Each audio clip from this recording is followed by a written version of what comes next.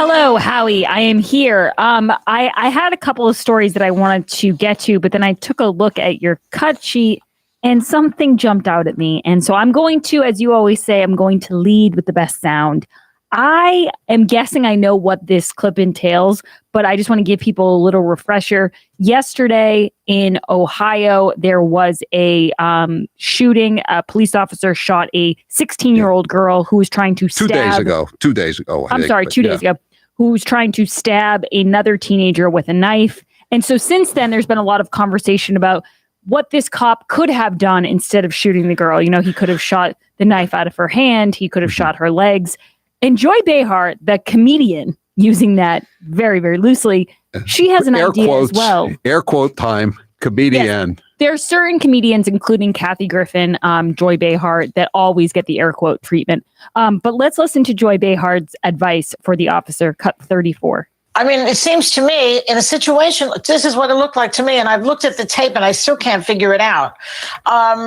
Shoot the gun in the air as a warning, tase a person, shoot them in the leg, shoot them in the behind, stop them somehow. But if the only solution is to kill a teenager, there's something wrong with this. There's something very, very wrong. What is it? What is Joy Behar saying? A triage in the street. So you don't kill if you don't kill that 16-year-old, she's about to kill the girl that's in pink. So if he hadn't shot the 16-year-old that had the knife, he would have been accused of being a racist for not protecting the life of the black girl whose life he saved. Right? Cops stood by and did nothing. Right. As black girl was stabbed to death. Exactly. You know what's just as dangerous as a bullet with a target? Bullet without a target. I know, shooting a bullet in the air really does sound like the Wild West. Like you're just walking into places, boom, boom. Let me give you some reading advice, everybody, for next New Year's Day. Go and see people randomly shot in places like Houston and Miami. Do you know what happens, Grace? You know what happens. The local population, many of whom are undocumented Democrats, just go out at midnight and start firing guns into the air. And I know they don't think they have to obey any of the laws, but there is one law that everybody has to obey: the law of gravity.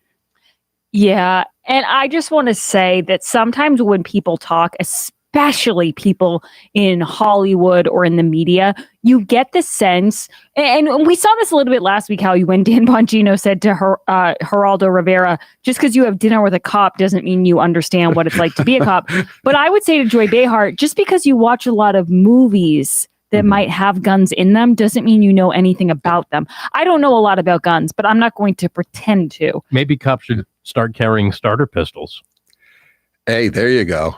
That's good. By the way, worked for about a week. 508 says, please explain free shipping on Gem Spa. Your link is charging. You have to type in Grace. But I still think No. That free shipping deal is only for after the cheap bastard deal on our website is sold out. Okay, I thought it was okay. So it's So the free shipping is after the cheap bastard deal is sold out. Okay, thank you. By the way, guys, so I just want to keep going here for 1 sec. This is a different story, but sign at George Floyd Square gives list of special orders for white visitors. This is a really unbelievable story from the New York Post. The square where George Floyd was murdered by ex-Minnesota cop Derek Chauvin now has a sign with special rules for white people.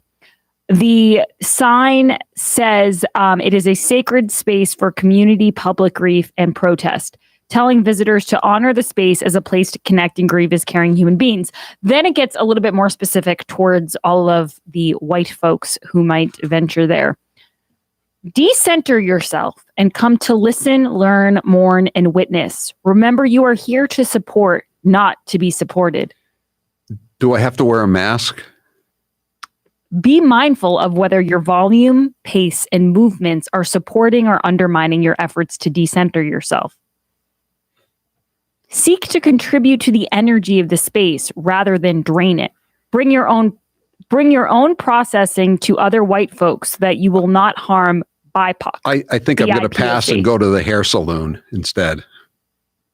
Consider if you want or need to take photos and post them. Do not take photos of other people without their consent. I just don't understand why this is only for the white people there. Can I play a game of Frisbee if George Kirby's picture is printed on the Frisbee? If you witness white folks doing problematic things, speak up with compassion to take the burden off black folks and our siblings of color whenever appropriate. I just don't understand how all of this labeling of white people and black people and things that one race can do and one race can't do is helping fight racism in this country. It seems like we're focusing on it more than ever. It's ridiculous, obviously. Yes, it is. Howie, by the way, Grace's News is brought to you by Toyota of Portsmouth, the house of value. I love my RAV4 XLE that I got at Toyota of Portsmouth. If you are in the market for a car, if you are looking to lease or buy and you want to check out all of the beautiful new models, I'm going to suggest you go to Toyota of Portsmouth because here's the real kicker. It's not in Massachusetts. And doesn't that just make it sound so much more appealing? Toyota of Portsmouth has a huge, sparkling, clean showroom and an incredible staff. They're all very, very kind, and they'll make you feel right at home. They're located just south of the Portsmouth traffic circle off 95. Go to toyotaofportsmouth.com or visit them at the showroom and tell them Grace sent you. Okay, I have a little bit more of a fun story here, Howie, for a minute. Millennials are, well, not fun, but it's a little bit lighter. Millennials are moving back into their teen rooms in record numbers. Yeah, I saw that story. I thought they were already there in record numbers to begin with, but now it's like the Oscar ratings every year, right? They break a new record every year. For millions of young Americans, the pandemic has been a time machine back to the early outs. By July 2020, 52% of 18 to 29-year-olds, or 26.6 million adults, were residing with a parent, according to a new research study, the highest number since the Great Depression. You know what's really tricky, though, is when you don't live at home for a while, Howie, and then you move back home. Because when you taste that freedom, you know, it's tough to go back to having someone, you know, and I get along great with my parents, but I mean, there's just a different thing where it's like, are you going to put that away? You're going to have that for dinner? It's kind of like John Kerry when he got used to having his own jet when he was Secretary of State. And now, as he bemoaned to the Washington Post, he has to fly commercial red-eye flights. It's the only choice for someone like me. Can we play the cut? We're gonna talk more about Earth Day and the usual BS that goes on here. But can we just play John Kerry's attack on people in the United States about the people who don't believe? After all these years, he and Al Gore and all the rest of the Green New Deal crowd, they're still not believed. Cut 5. We even have deniers still in the United States. We're the one nation that has a lot of deniers. We're the one nation. The one nation in the world. We're the one nation. The rest of the world. China has any deniers. That's pretty incredible. I think he's just thinking of you, Howie. I'm just wondering. They go in China. He goes and speaks to the Chinese, and they just nod their heads and agree to everything he says. And then he walks out of the room, and they just start laughing and high-fiving each other because they know he's a boob. Howie, I have to tell you this. I was talking to the guys at The Spectator, and they said to me, "We think we want you to write a piece on John Kerry and about how he's been failing up his entire career." And I said, "Oh yeah, I can do that for sure." I mean, it's true. He manages to get these big time gigs where he flies around and doesn't accomplish anything, but just talks a lot. Yeah, you got to get the sound cuts the editorial from the Wall Street Journal that I was reading yesterday, saying that when he was appointed climate czar, the Wall Street Journal said, he's going to come back in a barrel from his negotiations, and they said, "So where's the barrel?" I mean, that's how bad he is. I was on his Wikipedia page, and I obviously have to double check everything on Wikipedia, but I found this quote that was from people who worked with him when he was Obama's Secretary of State. And they were saying stuff like, he appears to be very aloof and he doesn't He doesn't really seem to. He appears to be very aloof. I think that can be confirmed by about 5 million people who've run into him in Massachusetts over the last 50 years. And I guess he he wouldn't sit through the briefings for a longer period of time. And then at one point they said, you might be traveling too much and not getting anything done. And he said, I'm not slowing down now. And I was like, wow. I'm not slowing down now. If I get off this plane, I'll have to buy my own wine. But what's funny, Howie, is so I was looking for some of his biggest moments. And for some reason, the one that really stuck out to me was what he said when he was talking about violent extremism and combating that in the world. And he brought up that, the restaurant thing. Oh, some people. There's no fine dining experiences in North Africa. What do they call it? The Maghreb or something like that. Yeah. And so I typed it in, John Kerry, restaurants, extremism. And you know what? Only one thing came up. An old article of Howie Carr's where he had the quote. But you couldn't find it anywhere else. It's funny how that works, Grace. There's a lot of that going around.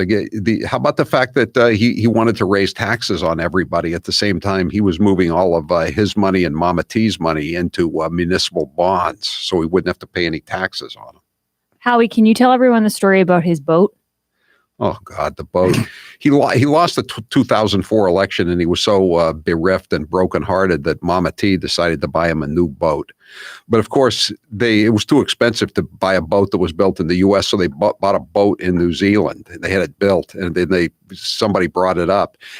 And then they realized, oh my God, they have an excise tax on boats just like they have on cars in any town. So to avoid paying a few $1,000 probably to the town of Nantucket, he registered the boat out of state in Rhode Island to avoid paying the tax.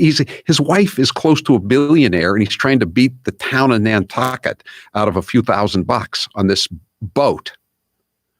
You can take the cheapskate out of Massachusetts, but he's still going to be a cheapskate. You could write 1 million columns on this, Grace. I look forward to reading it. That's the tricky part, is that there's only so many words I'm allowed, and I'm thinking, I don't know which ones to go with.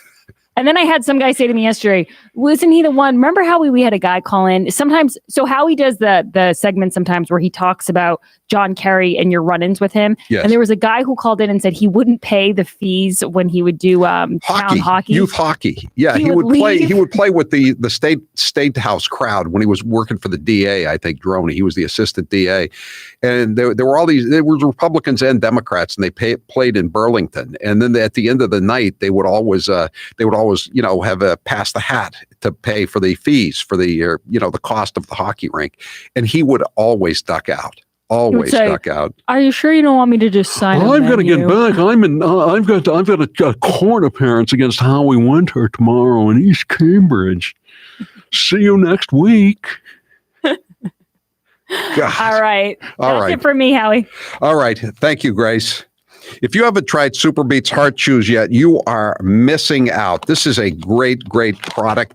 I take 2 a day. I'm going to take one now as soon as this ad is done.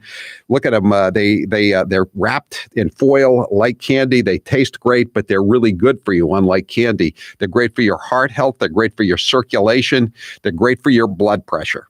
Super Beets Heart Chews combine non-GMO beets with a powerful new ingredient, grapeseed extract. The grapeseed extract used in Super Beets Chews has been clinically shown to be twice as effective at supporting normal blood pressure as a healthy lifestyle alone. Better blood pressure means more energy the way nature intended, without the jittery caffeine or stimulants. Now you can take just 2 delicious chews a day. Just stick them in your pocket as you leave in the morning at the house, and you don't have to worry about it. Just whenever you get in the mood, whenever your energy starts to flag, go for it. Most people take them at a specific time. I take one in the morning when I get up, and then I take one now when I'm doing the show. You'll know when it's time. You kind of get a hankering for Super Beets. I got a hankering right now. Yeah, I had mine just before this spot, and I had some blood work done last week. My blood pressure checked up. Everything was perfect, and I can't help but think Super Beets had something to do with that. It does. It does. You're going to be very happy that you got Super Beets, and we got a new Super Beet product coming next week. But I've heard it's really it sounds like it's really going to be good. We'll let you know. But do what I did right now and support your heart health with delicious Super Beets Chews. Get your Super Beets Chews today at superbeetsradio.com/Howie. And when you buy 2 bags, they'll throw in the 3rd one for free. That's superbeetsradio.com/Howie. I'm Howie Carr. The Howie Carr Show.